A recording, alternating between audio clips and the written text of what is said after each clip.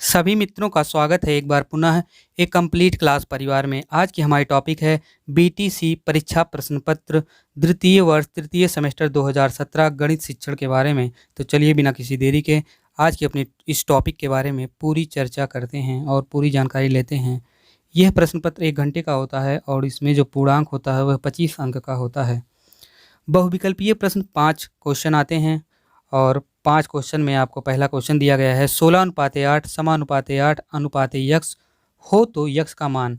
अब आपको इसमें हम टिक लगा के केवल नहीं बताएंगे, हमने पूरी चर्चा एक एक क्वेश्चन के बारे में बात किया है, चाहे वह बहुविकल्पीय हो, चाहे अतिलघु हो, चाहे लघु उत्तरीय प्रश्न हो।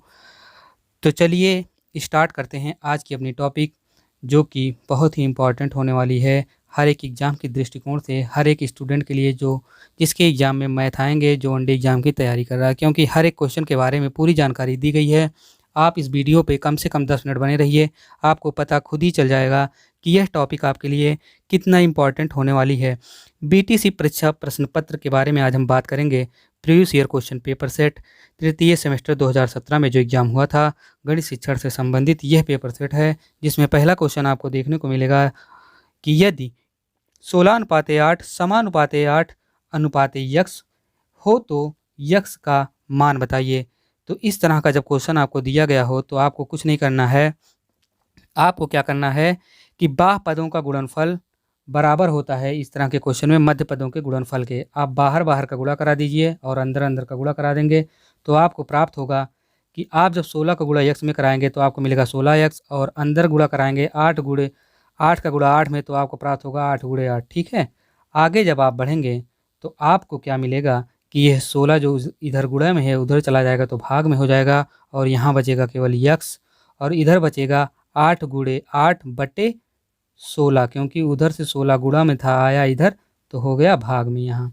तो आज जब इसको काटे पीटेंगे, जब आप इसको काटेंगे तो 16 एक दूनी 8 दूनी 16, 8 एक कम 8 और 2 एक कम 2 और 2 चौके 8। तो कटने के बाद यक्स इक्वल टू कितना प्राप्त हुआ आपको 4 केवल। ठीक है, तो आप ऑप्शन में 4 मार देंगे। ये हुआ ये पहला क्वेश्चन। दूसरा क्वेश्चन हमारा है वृत्त के चाप और उसकी जीवा द्वारा घिरा हुआ क्षेत्र कहलाता है। तो वृत्त की चाप ये होता है वृत्त का चाप, और पूरा अगर आप मिला देंगे तो इसको परिध बोलेंगे, और इसकी जीवा ये होती है वृत्त की जीवा। अगर केंद्र बिंदु से नहीं जा रहा है तो वो जीवा कहलाती है, अगर केंद्र बिंदु से कोई रेखा जा रही है ये वाली तो ये होगा परिध। तो वृत्त की जीवा और उसके चाप द्वारा जो बनता है खंड, इसी को हम बोलते हैं वृत्तखंड। तो इसमें सही होगा वृत्तखंड। और वृत्त की यह त्रिज्या, और त्रिज्या दो त्रिज्याओं से जो निर्मित खंड बनता है उसे हम त्रिज्य खंड बोलते हैं। ये है वृत्त का परिध। पूरा मिलाएंगे तो परिध होगा, कहीं आधे छोड़ देंगे तो वो वृत्त का चाप कहलाएगा। आगे बढ़ते हैं अपने क्वेश्चन पे। क्वेश्चन नंबर 3 के बारे में बात करते हैं। क्वेश्चन नंबर 3 में कहा गया है 5xy plus 4xz plus 5xq का एक उभयनिष्ठ गुणनखंड क्या होगा। उभयनिष्ठ गुणनखंड के बारे में आइए हम जानते हैं। उभयनिष्ठ का मतलब होता है जो सभी में कॉमन हो, जो इसमें भी हो, इसमें भी हो, इसमें भी हो। तो सभी में कॉमन क्या दिख रहा है, ये 5 है, इसमें 5 है, इसमें इसमें देखिए 5 है। ठीक है, इसमें 5 है नहीं है तो क्या होगा 5 आप काट दीजिए। ठीक है, अब देखिए ये एक्स इसमें है, अब यक्स इसमें भी है, यक्स इसमें भी है। ठीक है, दोनों में यक्स है, तो आप क्या समझ गए यक्स इसमें सही उत्तर होगा। ये देखिए यक्स। लेकिन वाई अगर और एक संख्या की बात कर लेते हैं, वाई भी दिया है तो वाई इसमें है लेकिन इसमें नहीं है, इसमें भी नहीं है। तो उभयनिष्ठ का मतलब होता है जो सब में कॉमन हो, तो यक्स सब में कॉमन है इसलिए यक्स इसमें सही ऑप्शन हो जाएगा। थोड़ी सी डिटेल में हम बात करते हैं, तो यहाँ पे देखिए हम थोड़ी सी चर्चा और किए हैं थोड़ा सा डिटेल में। तो इसमें क्या है, कुछ डिटेल नहीं है, बस ऐसे ही केवल लिख दिए हैं 5xy 4xz 5xq। यक्स हमने कॉमन ले लिया है जो सब में उभयनिष्ठ है। अब देखिए 5y plus 4z 5y plus 4z plus 5q। अब ये आपको इतना प्राप्त होता है, तीनों में उभयनिष्ठ यक्स है। अगर आप यक्स को इस तरह से लिख लिए बाहर, मतलब ये तीनों कॉमन, इसमें गुणा करेंगे, इसमें गुणा करेंगे, इसमें गुणा करेंगे, तो ये ऊपर वाली संख्या आपको प्राप्त हो जाएगी पूरी जो दी गई है सीरीज। आइए आगे बात करते हैं क्वेश्चन नंबर 4 के बारे में। क्वेश्चन नंबर 4 क्या कह रहा है, किसी घनाभ में शीर्ष होता है। तो घनाभ की पूरी जानकारी ले लेते हैं, आपको पता चल जाएगा शीर्ष कितने होते हैं। देखिए ये होगा घनाभ, इसमें इस चीज़ को हम बोलते हैं कोर, जिसे आप किनारा बोल सकते हैं, ये होता है 12। इस चीज़ को हम जो 3 रेखाएं जहाँ के मिलती हैं इसी को हम बोलते हैं कोने, ये होते हैं 8, 1 2 3 4 5 6 7 8। ठीक है, ये होते हैं 8। इसके बाद क्या होता है फलक, ये जो चौड़ा वाला पूरा भाग आपको फ्रंट पे दिखेगा, ये वाला, ये पूरा चौड़ा वाला भाग, ये होता है फलक। इनकी संख्या होती है 6, सबको पता है। आइए जान लेते हैं। किनारों की संख्या होती है 12, कोने की संख्या 8, जो कि सही उत्तर है, कोना पूछा है। फलकों की संख्या होती है 6, फलक मतलब जो चौड़ा वाला भाग होता है जिससे घिरा हुआ होता है। आइए बात करते हैं क्वेश्चन नंबर 5 के बारे में। परिमेय संख्या, क्वेश्चन आपसे पूछा गया है क्वेश्चन नंबर 5 में, परिमेय संख्या 3/5 से बड़ी परिमेय संख्या है। तो 3/5 से बड़ी कौन संख्या है? तो आपको कुछ नहीं करना है, ऑप्शन से आपको इसको सॉल्व करना है। पहले आपको निकालना है 3/5 में, जब 3 में 5 से भाग देंगे आपको प्राप्त होगा 0.6। अब आपको ऑप्शन पकड़ना है, 4 ऑप्शन आपके सामने दिया रहेगा, चारों ऑप्शन को पकड़ना है और चारों ऑप्शन को सॉल्व करना है। आपको देखना है बड़ी संख्या पूछा है तो कौन सी संख्या ऐसी होगी जिसको भाग देने पर 0.6 से बड़ा प्राप्त हो। तो 4/10 पहला है, तो 4 में 10 से भाग देंगे तो आपको प्राप्त होगा 0.4, तो ये हो गया छोटा, तो ये नहीं सही होगा। दूसरा है -4/10, तो स्वाभाविक माइनस में ऐसे ही छोटा होगा, तो -4/10, -4 में 10 से भाग देंगे -0.4 प्राप्त होगा। तीसरा हमारा है 6/10, ठीक है, ऑप्शन से ही करना पड़ेगा इसको तभी पता चल पाएगा। 6 में 10 से भाग देंगे तो 0.6 प्राप्त होगा, और यह बड़ा नहीं है, बराबर है इसके क्वेश्चन जो आप दिया गया है क्वेश्चन के। फिर चौथा ऑप्शन आपको दिया गया है 7/10, 7 में जब 10 से भाग देंगे तो आपको प्राप्त होगा 0.7, और यही ऑप्शन सही होगा क्योंकि यह दिए गए क्वेश्चन में जो 3/5 है इसको सॉल्व करने के बाद 0.6 प्राप्त हो रहा है, इससे बड़ा है 0.7, तो सही उत्तर होगा 0.7, ऑप्शन नंबर 4, 7/10 सबसे बड़ा है। क्वेश्चन नंबर 6 के बारे में बात करते हैं। यह क्वेश्चन 2018 में क्वेश्चन नंबर 4 यही क्वेश्चन आया था और इसी टाइप का था, मतलब सेम यही नहीं था, इसी टाइप का था, और वहाँ पे हमने लॉग के बारे में पूरी चर्चा आपके सामने की है, आप देखे होंगे। आइए इस क्वेश्चन के बारे में बात करते हैं। दिया गया है log 10 की पावर 1 का मान बताइए। आपको कुछ नहीं करना, इसमें क्या होता है कि इसमें हम देखिए हल किए हैं आगे, तो हमने माना है कि log 10 की पावर 1 = यक्स, ठीक है, ये पूरा हमने यक्स माना है। आगे जब इसको सॉल्व करेंगे तो जब आप घात में परिवर्तित करेंगे, इसको जब हल करेंगे log 10 की पावर 1 को, तो ये log हट जाएगा और आपको केवल 10 आधार मिलेगा, और इसकी घात जो उधर मान होता है वो मान घात पे आ जाता है और घात उधर चला जाता है, ठीक वही हुआ है। यह इस तरह के क्वेश्चन के बारे में हम पूरी चर्चा अपनी 2018 वाली वीडियो में कर चुके हैं। प्लीज़ उस वीडियो को ज़रूर जाके देखें, क्योंकि उस वीडियो में हमने log से संबंधित तथा अन्य क्वेश्चन संबंधित बहुत ही डिटेलिंग से चर्चा की है।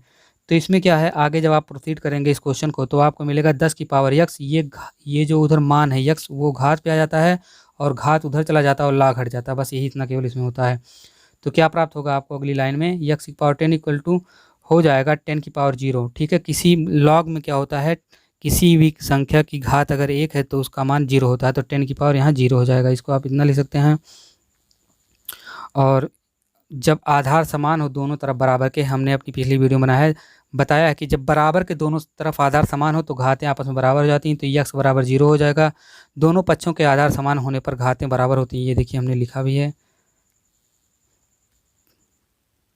और ये 10 की पावर x = 1 जो होता है ये लॉग के नियम से होता है। ये लॉग का नियम हम पूरी चर्चा अपनी 2018 वाली वीडियो में चौथे क्वेश्चन में किए हैं, आप जाकर उस वीडियो को जरूर देखें, डिस्क्रिप्शन बॉक्स में आपको यहाँ पे लिंक मिल जाएगा उस वीडियो का। आइए क्वेश्चन नंबर 7 के बारे में बात करते हैं।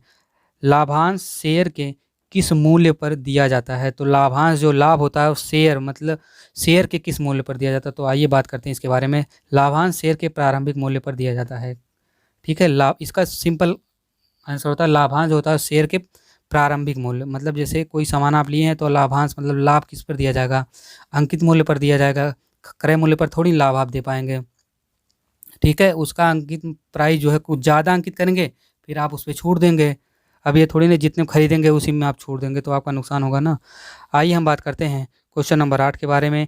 यदि समुच्चय a = 2, 3, 5, 7, 9, 11, 13 और b = 1, 5, 9 मतलब 1, 5, 9, 13, 17, 21 है, तो समुच्चय a इंटरसेक्शन b का मान बताना आपको। देखिए ये जो सिंबल होता है ये है इंटरसेक्शन, और ये इस तरह का सिंबल होता है यूनियन। यूनियन में क्या होता है, जो इसमें पूरा दिया गया है उसको पूरा आपको लिखना होता है, और जो इसमें पूरा दिया गया है उसको लिखना होता है। जो दोनों में कॉमन होता है उसको एक बार लिखना रहता है। इंटरसेक्शन में क्या लिखना रहता है? इंटरसेक्शन में जो दोनों में कॉमन रहता है वही लिखना रहता है। देखिए हम आगे किए हैं, ए इक्वल टू आपको जो पूरी संख्या दी गई है वो, और बी इक्वल टू जो पूरी संख्या दी गई क्वेश्चन में वो, इतना लिख दिए आप। अब इन दोनों में जो कॉमन है, देखिए 5 इसमें भी है, 5 इसमें, 9 इसमें, 9 इसमें, 13 इसमें, 13 इसमें। ए इंटरसेक्शन बी में जो दोनों में कॉमन होता है वही लिख देते हैं। अगर कहीं इस तरह का यहाँ सिंबल लगा दिया जाए तो आप यहाँ लिखेंगे सीरियल वाइज संख्या उठाएंगे। पहले नंबर पे 1 आता है तो 1 लिखेंगे, फिर 2 आता है 2 लिखेंगे, फिर 3, फिर 4, फिर 5, 6, जो भी जितनी संख्या दी हैं दोनों को मिला के लिखेंगे। और जो कॉमन है, जैसे 9 कॉमन है तो 9 2 बार नहीं लिखेंगे, 9 को केवल एक बार लिखेंगे, और 13 को एक बार लिखेंगे, 5 को एक बार लिखेंगे। लेकिन ये कब? जब यहाँ पे सिंबल इस तरह का दिया हो ऊपर का, उसे यूनियन पढ़ते हैं। आइए बात करते हैं, ए इंटरसेक्शन बी का मतलब होता है जो दोनों में कॉमन हो, वही हमने लिखा है। फिर हमने देखिए क्या लिखा है, देखें 2019 क्वेश्चन नंबर 4। क्वेश्चन नंबर 4 जो 2019 का है वो सेम यही क्वेश्चन, इसी तरह का क्वेश्चन है। उसमें हमने यूनियन के बारे में, हमने यूनियन, इंटरसेक्शन, सब, ए माइनस बी, सब के बारे में पूरी चर्चा 2019 वाले पेपर सेट में की है। तो हम आपसे पुनः कह रहे हैं कि आप क्रम वाइज सेट देखें। जैसे आपने इसको देखा और पीछे की दोनों सेट आपने नहीं देखा, तो 2019 और 18 दोनों जाके आप देखें, आपको उससे बहुत ही फ़ायदा होने वाला है। आइए हम बात करते हैं 2000 कह रहे हैं, क्वेश्चन नंबर 9 के बारे में। क्वेश्चन नंबर 9 हमारा है 9 की घात ए माइनस 24a प्लस 18a का क्यूब को 3a से भाग देकर भागफल ज्ञात कीजिए। आइए भाग के बारे में थोड़ी सी जानकारी लेते हैं। जब इस तरह का भाग आपको करना रहे तो आपको क्या करना रहता है? आपको कुछ नहीं करना रहता है। इसमें एकदम सिंपल होता है कि जो बाहर संख्या दी गई है, जो ये बाहर संख्या आपको दी गई है, एक मिनट, थोड़ा सा टेक्निकल प्रॉब्लम, बाहर जो संख्या दी गई है 3a, आपको क्या करना है, इस संख्या 3 में किससे गुणा करेंगे कि आपको अंदर की संख्या, पहली वाली संख्या प्राप्त हो जाए? तो 3 में आप करेंगे 3 से गुणा तो आपको 9 प्राप्त होगा। लेकिन अगर आपको यहाँ पे ए स्क्वायर दिया गया तो ए स्क्वायर प्राप्त करने के लिए ए में ए से जब गुणा करेंगे जवाब तो आपको मिलेगा ए स्क्वायर। तो 3a में आप 3a से जब गुणा करेंगे तो आपको 9a स्क्वायर प्राप्त हो जाएगा, और यहाँ आप लिख देंगे 3a, ठीक है, क्योंकि 3a में 3a से गुणा करेंगे तो 9a स्क्वायर प्राप्त हो जाएगा, और ये पूरा कट जाएगा, यहाँ कट के शून्य हो जाएगा। फिर ऊपर की संख्या जो दी गई है -4a, इसी को हम पूरा यहाँ उतार लिए। फिर 3a से गुणा करेंगे कि -24a है, तो फिर 3a से हम गुणा करेंगे कि 3 से हम गुणा करेंगे, कितने में गुणा करें कि यहाँ 24a आ जाए। तो 3 में हम यहाँ पे माइनस भी लाना है, तो इसलिए हम 3a में -8 से गुणा करेंगे, ना कि -8a से, क्योंकि हमें यहाँ a स्क्वायर नहीं लाना है, हमें केवल a लाना है। तो हम 3a में 8 से गुणा करेंगे, यहाँ 8 इसके बाद लिख देंगे, जिस संख्या से गुणा करेंगे, यहाँ देखिए 8 लिख दिए। 8 से गुणा करेंगे तो 8 से गुणा करेंगे तो आपको क्या मिलेगा, 8 3 24, और a सीधा चलाएगा तो ये पूरा कट जाएगा। फिर आगे की संख्या प्लस में है और ये पूरा प्लस में संख्या यहाँ उतर जाएगा, तो आपको उतरने के बाद हो जाएगा 18a का क्यूब। अब आपको 3 से कितने में गुणा करना है कि 18a का क्यूब आ जाए? अब यहाँ पे 3a है, तो आप क्या करेंगे, देखिए आप a गुणे a, मतलब a स्क्वायर से जब आप गुणा करेंगे a में तो आपको a का क्यूब प्राप्त होगा, ठीक है, a स्क्वायर में। तो आप ऐसा करिए, आपको 18 भी लाना है, तो 3 में 6 से गुणा करेंगे तो 18 मिलेगा। तो सेम देखिए वही मैंने किया है, आगे इधर लिख दीजिए, यहाँ जिससे गुणा करिए 6a स्क्वायर से आप गुणा करेंगे तो आपको प्राप्त होगा 18a का क्यूब। तो ये पूरा कट जाएगा, आपको जो उत्तर भागफल जो प्राप्त होगा वो प्राप्त होगा 3a - 8 प्लस 6a स्क्वायर। भागफल आपको कितना प्राप्त होगा, 3a - 8 प्लस 6a स्क्वायर, यही आपका हो जाएगा उत्तर। आइए क्वेश्चन नंबर 10 के बारे में बात करते हैं। क्वेश्चन नंबर 10 दिया गया है 2 घंटे 15 मिनट का 45 मिनट से अनुपात बताइए। आपको क्या करना है, कुछ नहीं, सिंपल है। देखिए 2 घंटे 15 मिनट को आप एक साथ लिख दीजिए, तो आप क्या लिखेंगे, 1 घंटे में कितना मिनट होता है, 60 मिनट। तो 2 घंटे में कितना मिनट हो जाएगा, 6 दूनी 12। 2 घंटे में 1 घंटे 15 मिनट को आप जब मिनट में केवल बदलेंगे तो देखिए, क्योंकि 45 मिनट से अनुपात निकालना है, तो इस घंटे को मिनट में, ये सभी यूनिट को दोनों को मिनट में आप बदलिए, क्योंकि अनुपात मिनट से निकालना, आपको मिनट से तुलना कराना है। तो 2 घंटे 15 मिनट को हम चेंज किए हैं मिनट में। जब आप मिनट में चेंज करेंगे तो 2 घंटे, 1 घंटे में 60 मिनट होता है, तो 2 घंटे में हम 60 से गुणा कर देंगे, और प्लस 15 मिनट जोड़ देंगे, ये पूरी यूनिट मिनट की है, आपको प्राप्त हो जाएगा 135 मिनट टोटल। ठीक है, 2 घंटा 15 मिनट बराबर होगा 135 मिनट। कैसे?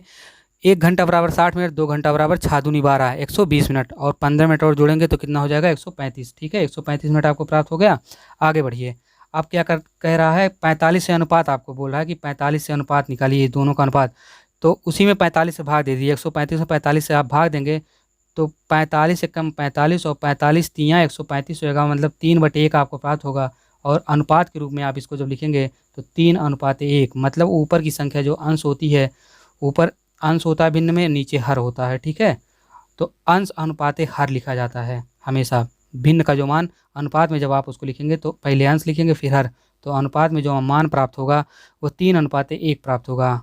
अब देखिए क्वेश्चन, 2 घंटा 15 मिनट और 45 मिनट का जो अनुपात प्राप्त होगा वह काटने पीटने के बाद 3:1 प्राप्त होगा। ठीक है, आगे बात करते हैं क्वेश्चन नंबर 11 के बारे में, और यह क्वेश्चन रिपीटेड है 2018 क्वेश्चन नंबर 18, यही इसी तरह का क्वेश्चन है, उसमें हम पूरी चर्चा किए हैं। इसमें क्या होता है, वृत्त के क्वेश्चन में अभी आपको पहले वृत्त को ध्यान से देख लेना है, हम इसी वृत्त में ही सब पूरी चर्चा कर देंगे। ठीक है, नीचे का क्वेश्चन आप केवल समझ लीजिएगा जब पढ़ेंगे, तो चलिए आराम से समझिएगा। हम वृत्त में पूरी क्वेश्चन की चर्चा करेंगे, नीचे एक्सप्लेन किए हैं लिख के। दिए गए चित्र में ओ वृत्त का केंद्र है, यदि कोण बी ओ सी बराबर 40 अंश तो कोण बी ए सी का मान ज्ञात कीजिए। आइए बात करते हैं, बी ए सी का मान पूछा है, बी ओ सी आपको कोण बी ओ सी मतलब ये 40 दिया है। अब हम आपको बताते हैं, देखिए कोई भी वृत्त हो उसमें किसी जीवा से केंद्र पर बना कोण उसी जीवा से परिधि पर बने कोण का दुगना होता है। मतलब ये कोण अगर 100 है तो यह कोण आपको 50 मिलेगा। अब आपको हम बताएं कि आपको तो केवल 40 दिया गया, तो ये 100 कहाँ से आया, पहले ही बात आपके दिमाग में आया होगा। तो हम बता दें कि वृत्त का क्या होता है, वृत्त के तीनों अंतःकोणों का जो मान होता है वो 180 अंश होता है, और यहाँ ये बन रहा है समद्विबाहु त्रिभुज, सॉरी वृत्त की कह रहे हैं, त्रिभुज के तीनों अंतःकोणों का मान 180 अंश होता है, और यहाँ आपको मिल रहा है समद्विबाहु त्रिभुज जिसकी 2 भुजाएं बराबर हैं और 2 कोण बराबर होते हैं समद्विबाहु त्रिभुज में। तो ये अगर 40 है तो स्वाभाविक है ये दूसरा कोण 40 होगा, और ये बड़ा कोण आपको ऐसे ही दिख रहा है। तो आप जब 40-40 जोड़ेंगे, 40 + 40, ठीक है, तो ये बराबर हो जाएगा 80 के, और आपको लाना है तीनों कोणों का मान जोड़ के 180 अंश। तो इसमें कितना बच रहा है कि 180 अंश लाने के 100 बच रहा है, तो स्वाभाविक ये 100 होगा, और जब आप तीनों को जोड़ देंगे तो 180 अंश प्राप्त हो जाएगा। अब हम क्या कह रहे हैं, हम यही कह रहे हैं वृत्त का ये परिमेय होता है। वृत्त का परिमेय क्या होता है कि अगर किसी भी वृत्त की, ये होती है वृत्त की जीवा, जीवा से केंद्र पर जो कोण बनता है वह कोण दुगना होता है। किस कोण से, परिधि पर बने कोण से। अब यह कोण 100 है तो यह कोण आधा होगा, 100/100 आप 2 करेंगे तो आपको 50 प्राप्त होगा, तो कोण ए का मान 50 हो जाएगा, यही पूछा है। आइए हम इसको हल किए हैं, कैसे हल किए हैं। दिया है कोण बी ओ सी का मान पूछा है, और दिया है ओ बी सी बराबर ओ सी बी बराबर 40 अंश, मतलब दिया है आपको केवल ओ बी सी इतना दिया है, लेकिन ये बराबर इसके होता है, इसलिए दोनों 40 अंश हो जाएंगे। अभी आपको ऊपर बताएं, आगे बात करेंगे तो त्रिभुज ओ बी सी में ओ बी बराबर ओ सी त्रिज्या है, और कोण ओ प्लस कोण बी प्लस कोण सी बराबर तीनों का कोण हम आपसे बताए थे कि 180 अंश होगा।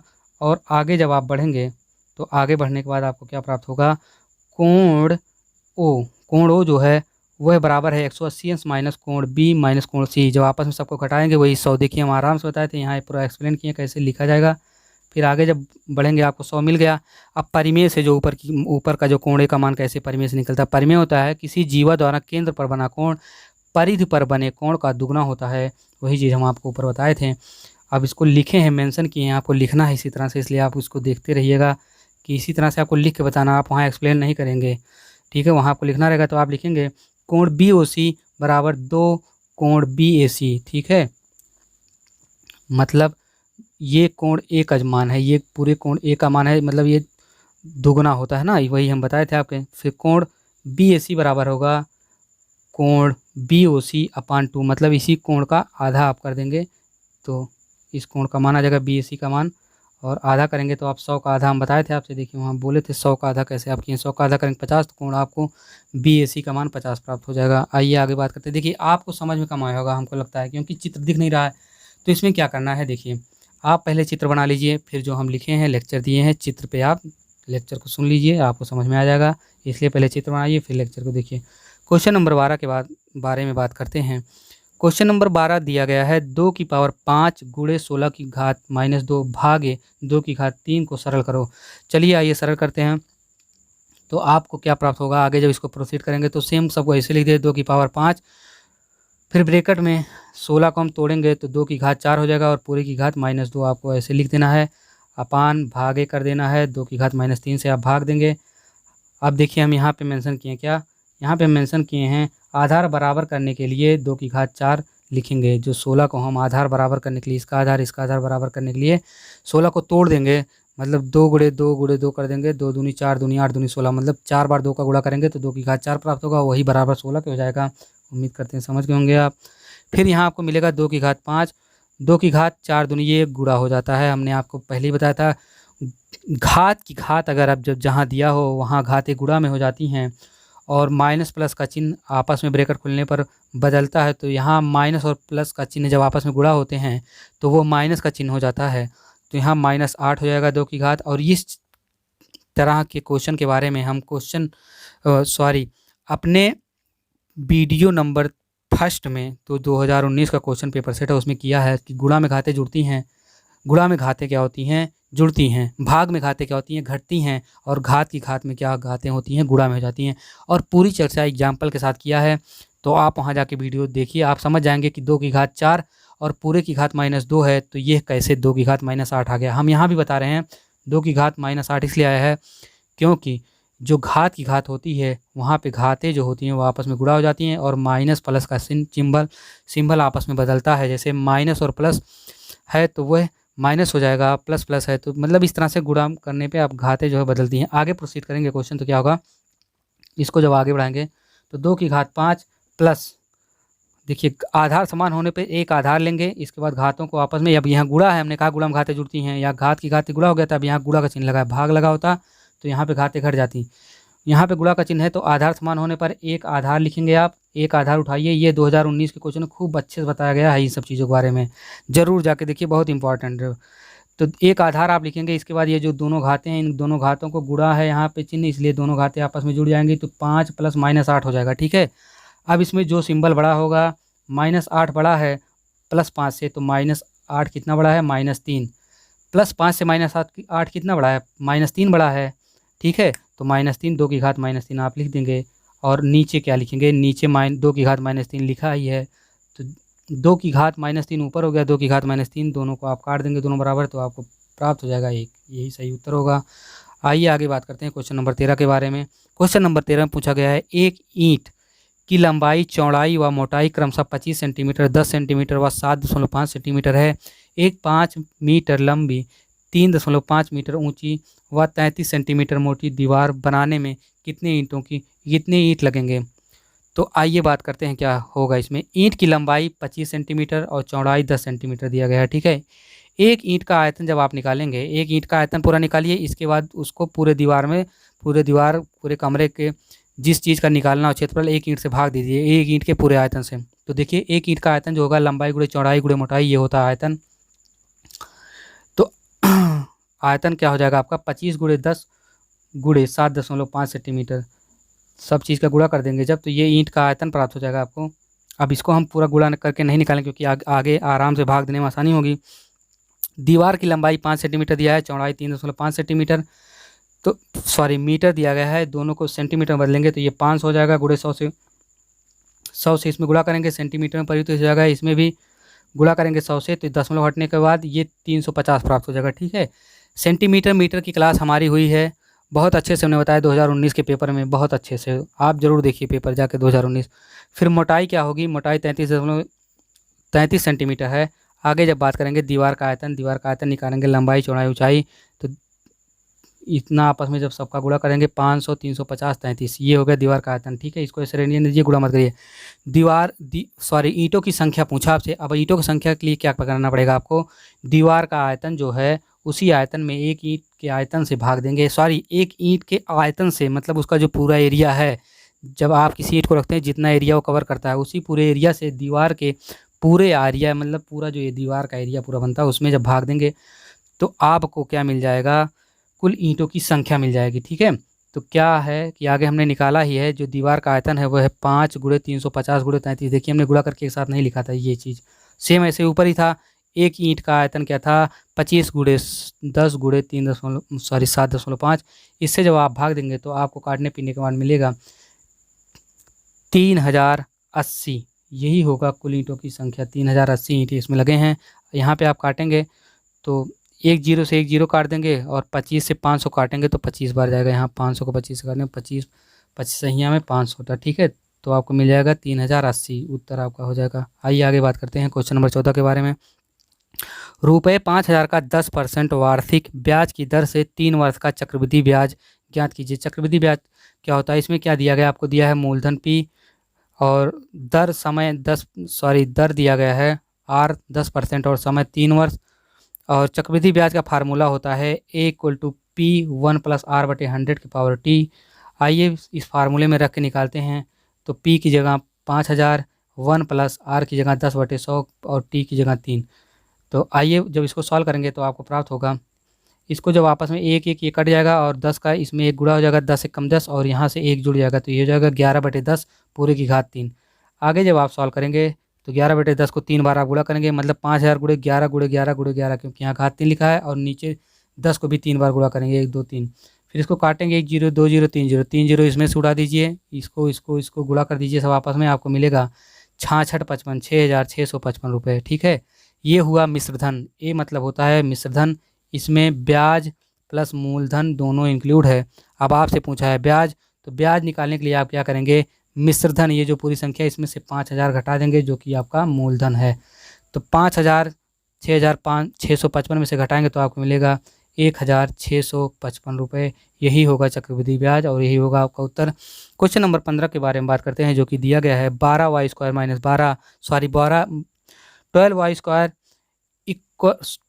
Minus Y minus 1, 12 y² - y - 1 का गुणनखंड। आइए गुणनखंड करते हैं इसका। 12 y² - y, आप इसको तोड़ेंगे जब, देखिए यहाँ इसको इस तरह से तोड़ना है, इस तरह से कि इसको तोड़िए एक प्राप्त हो और यहाँ भी एक आए। तो 4 में से आप 3 घटाएंगे तो आपको 1 प्राप्त होगा। ठीक है, और यहाँ भी दोनों एक है, तो 4 और -3 में इसमें आप तोड़ेंगे। देखिए अब y का गुणा 4 में करेंगे, y गुणा 3 में करेंगे तो कितना होगा, 4y - 3y, तो y ही मिलेगा। और इन दोनों को जब घटाएंगे तो 1 प्राप्त होगा, ये होना चाहिए, और दोनों को गुणा करने पे जो घटाने माना है वो y या इधर वाली संख्या आनी चाहिए जो कॉमन ले। तो आगे जब प्रोसीड करेंगे आपको क्या मिलेगा, 12y², इसको अंदर गुणा हो जाएगा, -4y हो जाएगा, इसका अंदर गुणा हो जाएगा, 3y हो जाएगा, प्लस ये माइनस का चिन्ह जब दोनों में गुणा होगा तो ऋण ऋण का गुणा जब होता है तो क्या होता है, धन हो जाता है। ठीक है, सिंबल बदल जाता है, और धन ऋण का गुणा होता है। ये देखिए यहाँ ऋण है, यहाँ प्लस है, तो दोनों का जब गुणा होगा तो यहाँ माइनस चिन्ह इसलिए लगा है, और इसका गुणा इसमें जब होगा तो माइनस माइनस के लिए यहाँ प्लस हो जाएगा, और 3y हो जाएगा, -1 वैसे हो जाएगा। अब इसमें कामन कैसे लेते हैं, देखिए इसमें 4 कामन है, इसमें 4 कामन है, 4 आप और फिर y दोनों में कामन है, 4y कामन ले लेंगे आपको, तो आपको अंदर मिलेगा 3y - 1, और इधर आप 1 कामन लेंगे तो आपको मिलेगा 3y - 1। अब क्या होगा, देखिए इसका गुणा आप करेंगे तो 4 3 12y² आ गया, फिर इसमें गुणा करेंगे तो 4y², ऊपर वाली संख्या आनी चाहिए। ठीक है, अब इसका देखिए 1 में 3y² से गुणा करेंगे 3y आ गया, फिर 1 में ही 1 से गुणा करेंगे 1 हो गया। ठीक है, आगे बात करते हैं इसको। जब इसमें क्या करते हैं कि इसका ये पूरा इसमें 1 लेते हैं और ये दोनों एक साथ लिखते हैं, तो ये 1 लिए हैं तो 3y - 1 हो जाएगा, और 4y + 1 एक साथ ले लेंगे हम। ठीक है, यही होगा उत्तर। गुणनखंड में इसी तरह से होता है। आइए क्वेश्चन नंबर 16 के बारे में बात करते हैं। निम्नलिखित सारणी में 50 शिक्षार्थियों का भार किलोग्राम में दिया हुआ है, उनके भार का समानुपात समांतर माध्य ज्ञात कीजिए। उनके भार का समांतर माध्य ज्ञात करना। देखिए भार की ग्राम में दिया गया है 40 42 43 44 45, और बारंबारता छात्रों की संख्या, इसको आप यफ लिखते हैं, यफ से डिनोट करते हैं, इसको यक्स मानते हैं। इसके साथ छात्रों की संख्या 4 12 18 10 और 6 दिया गया है, ये सारणी के माध्यम से इसको डालते हैं। भार को हम कहें आपसे यक्स, 10 40 43 44 45, बारंबारता यक्स से डिनोट करेंगे 4 12 18 10 और 6। क्या करना है आपको, आगे करना है f गुणे यक्स किया जाता है, इसके बाद दोनों का गुणा आपस में किया जाता है, तो आपको प्राप्त होगा 40 × 4 करेंगे, 4 4 16 160 प्राप्त होगा, 42 × 12 करेंगे 504, 43 × 18 774, 44 × 10 440। आगे जब बढ़ेंगे आप तो आप आगे करेंगे 45 × 6 270। अब यन मतलब इन टोटल को जोड़ दीजिए आप, तो आपको यन प्राप्त होगा, यन बराबर 50, और इन दोनों को जोड़ेंगे एफ एक्स, दोनों का गुणा है ये ना, इनको जोड़ेंगे तो 2148 प्राप्त होगा आपको। अब क्या करना है, समांतर माध्य बराबर क्या होता है, पदों की संख्या बटे पदों मतलब पदों का योग बटे पदों की संख्या। पदों की योग कितना है, एफ एक्स बराबर है 2148, ये जो आपको यहाँ मिला था। यन हमने 50 निकाला, पदों की संख्या उसी से हम भाग देंगे, आपको मिलेगा 42.96 उत्तर। ठीक है, पदों की संख्या बटे पदों का योग बटे पदों की संख्या से भाग देंगे तो समांतर माध्य वही मिलता है। यह क्वेश्चन नंबर 17 है 2018। क्वेश्चन नंबर 9 रिपीटेड, वहाँ हम इस क्वेश्चन के बारे में पूरी चर्चा किए हैं। इसमें क्या होता है आइए हम बात करते हैं। दिया है 3 सेंटीमीटर त्रिज्या का एक वृत्त खींचिए, वृत्त पर एक बिंदु P लीजिए, बिंदु P से वृत्त की स्पर्श रेखा खींचिए। इस तरह के क्वेश्चन में आपको रचना करना पड़ता है। कैसे क्या करना है हम वृत्त में ही बता दे रहे हैं, ताकि नीचे जब हम पढ़ें तो आपको आप समझ जाएं। अगर आपको और अच्छे समझना है तो ऊपर वाली क्वेश्चन जो एक वृत्त त्रिभुज से संबंधित था उसमें जैसे गड़बड़ हुआ था, आपको मान लो कम समझ में आएगा, तो इसमें गड़बड़ मत कीजिए। इसमें आप पहले वृत्त बना लीजिए, इस तरह का ऐसे ही गलत मतलब उल्टा सीधा ही फिगर आप बना लीजिए समझने के लिए, कोई ज़रूरी नहीं इतना अच्छा बनाइए। तो चलिए हम बात करते हैं इसमें क्या होता है। 3 सेंटीमीटर त्रिज्या आपको दिया गया है एक वृत्त का, और एक स्पर्श रेखा आपको खींचना है। यही क्वेश्चन में पूछा है कि एक वृत्त दिया गया है, उसकी त्रिज्या जो है वो 3 सेंटीमीटर है, और आपको एक स्पर्श रेखा खींचना उस वृत्त पे। तो हम क्या करते हैं, हम स्टार्ट करते हैं इस क्वेश्चन को सॉल्व करना। तो हम कह रहे हैं आपसे, हमने 3 सेंटीमीटर त्रिज्या की अपने गोला प्रकार में एक दूरी ली और एक बिंदु O को केंद्र मानकर एक वृत्त खींचा। ठीक है, ये रचना हम कर रहे हैं, हम नीचे केवल पढ़ेंगे, नीचे रचना या ऐसे ही लिखें रचना, समझ जाइए हम क्या करें। हमने कहा अपने गोला प्रकार में हमने एक बिंदु O को केंद्र मानकर 3 सेंटीमीटर का गोला प्रकार में दूरी लिया और उसी केंद्र बिंदु O से एक गोला खींचा। गोला हो गया। अब क्या करना आपको, अब हम आपसे कह रहे हैं कि हम गोला प्रकार की नोक को बिंदु O पर मतलब वृत्त के केंद्र पर रखकर बिंदु के परिधि पर, परिधि यहाँ है, परिधि पर एक बिंदु लिए हम और बिंदु P लिए। ठीक है, ये बिंदु P है। उसी परिधि बिंदु P पर गोला प्रकार की नोक को रखकर वृत्त की त्रिज्या 3 सेंटीमीटर से अधिक दूरी लेकर, मतलब 3 सेंटीमीटर के अधिक दूरी नहीं, वृत्त की त्रिज्या 3 सेंटीमीटर जो दिया गया है उसी के आधे से अधिक दूरी लेकर एक चाप लगाए। अब यहाँ गोला प्रकार का नोक होगा यहाँ पे, ठीक है, और यहाँ पे नोक होने के बाद आप चाप लगाएंगे तो यहाँ उसका पेंसिल का नोक होगा, यहाँ से चाप को इस तरह से लग गया चाप। अब उसी दूरी को चेंज ना करिए आप, अब गोला प्रकार का नोक आप यहाँ रखिए जहाँ पेंसिल का नोक रखे थे आप, गोला प्रकार का नोक यहाँ रखिए, फिर पेंसिल के नोक से आप चाप लगाएंगे तो यहाँ चाप लगेगा, फिर गोला प्रकार का नोक आपको यहाँ रखना है इस जगह, और फिर चाप लगाएंगे तो पेंसिल के चाप से यहाँ चाप लगेगा। ठीक है, अब क्या करना है, अब दोनों चाप से पहले इस चाप से एक चाप लगाएंगे तो ये चाप लगेगा, फिर इस चाप पे गोला प्रकार का नोक रखेंगे जब इस चाप पे, तो यहाँ पे आप एक चाप लगाएंगे तो ये दोनों कट जाएंगे और इसी को आप आपस में मिलाएंगे तो P से मिलते हुए जाएगा और ये बिंदु P पर स्पर्श करेगा। आगे बढ़ाएंगे इसको यस और यहाँ के मानेंगे तो यही होगा वृत्त, और इसकी रचना हम जैसे बताएं वैसे आपको करनी है। हम नीचे ठीक उसी प्रकार की रचना प्रकार में 3 सेंटीमीटर की दूरी लेकर एक बिंदु O को केंद्र मानकर एक वृत्त खींचा, पुनः वृत्त की परिधि पर एक बिंदु P लिया, देखो हम बताए थे परिधि पर P लिया, बिंदु P को केंद्र मानकर 3 सेंटीमीटर त्रिज्या के आधे से अधिक दूरी लेकर एक चाप खींचा, फिर उस चाप पर 2 चाप और लगाए। देखिए उस चापों जो खींचे तो सिर्फ 2 चाप नहीं लगाए थे, 2 चाप और लगाए, दोनों चापों से एक एक चाप लगाया जो बिंदु Q पर आपस में काटता है। ये देखिए दोनों चापों से, ये दोनों चापों से एक एक चाप लगाएंगे जब तो ये Q पे काटेगा। ठीक है, उसी चीज़ के बारे में बात किए हैं। तो फिर क्या होता है, Q से P को मिलाते हुए K तक बढ़ाया, K और ऊपर S तक रेखा यस क्यू पी के जो पूरी लंबी रेखा बनाई यस के पी क्यू आप आपस में क्या है, आपस में मिलकर वृत्त की स्पर्श रेखा का निर्माण करते हैं। ओ पी की दूरी 3 सेंटीमीटर है जो कि वृत्त की त्रिज्या ये क्वेश्चन में दिया गया था। क्वेश्चन नंबर 18 के बारे में बात करते हैं जो कि है, यदि लखनऊ से कानपुर की दूरी और लखनऊ से इलाहाबाद के बीच की दूरी में 3:8 का अनुपात है हो और लखनऊ से इलाहाबाद के बीच की दूरी 200 किलोमीटर हो तो लखनऊ से कानपुर के बीच की दूरी क्या है। आपसे पूछा है कि लखनऊ और इलाहाबाद के जो बीच की दूरी का अनुपात 3:8 दिया गया है और एक की दूरी दिया गया इलाहाबाद की जो है वो 200 है, और आपसे पूछा है कि कानपुर के बीच की दूरी तो क्या है। माना लखनऊ से कानपुर की दूरी है 3x जो कि आपको दिया गया, उसी अनुपात को हम 3:8 को हम 3x और 8 के x के मान लेंगे। और लखनऊ से इलाहाबाद की दूरी कितनी है? 8x। ठीक है, तो आइए बात करते हैं। हम x माने दोनों को। लखनऊ से इलाहाबाद की दूरी है 200 किलोमीटर दिया है, 8x वही मान है ना। अब आप मान लेंगे कि 8x बराबर कितना हो जाएगा? 200। यही दिया है ना लखनऊ इलाहाबाद की दूरी 8x। देखिए 3 और 8, ये 8x है लखनऊ इलाहाबाद के बीच की दूरी। तो इसी को आप मान लीजिए 8x इक्वल टू हो जाएगा 200। दोनों के बीच की दूरी 200 दिया है, तो x बराबर कितना यहाँ से आपको प्राप्त होगा? 200 में 8 से जब भाग करेंगे तो x बराबर आपको 25 प्राप्त हो जाएगा। काटेंगे तो 25 अट्ठे 200 नहीं होता। फिर लखनऊ से कानपुर की दूरी क्या हो जाएगी? जब x इक्वल टू 25 प्राप्त हो गया तो लखनऊ कानपुर के बीच की दूरी आपसे पूछा था 3:8 के अनुपात में, जो 3 का मान आपको नहीं दिया था 3x। तो 3x यहाँ आप माने थे। लखनऊ से कानपुर के बीच की दूरी 3x आप माने थे, x का मान आपको प्राप्त हो गया है। ठीक है, तो आप क्या करेंगे? 3x में x का मान आप रख देंगे। जब x का मान रखेंगे आपको x का मान आपको यहाँ प्राप्त हुआ है 25, तो 25 रखेंगे, 3 × 25 हो जाएगा और ये आपको मिल जाएगा 75 किलोमीटर। तो आपका उत्तर क्या है? आपसे पूछा क्या है? लखनऊ से कानपुर के बीच की दूरी कितना हो जाएगा?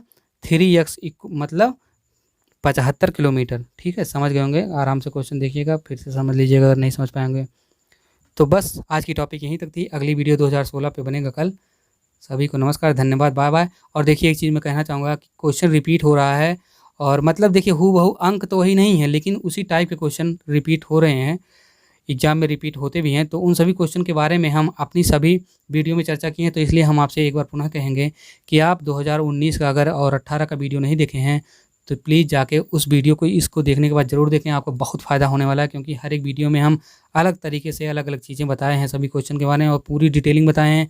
कई बुकों से जो तथ्य इकट्ठा होते हैं उन सभी को इकट्ठा करके हर एक क्वेश्चन के बारे में पूरी जानकारी दी है। तो नमस्कार सभी को, बाय बाय।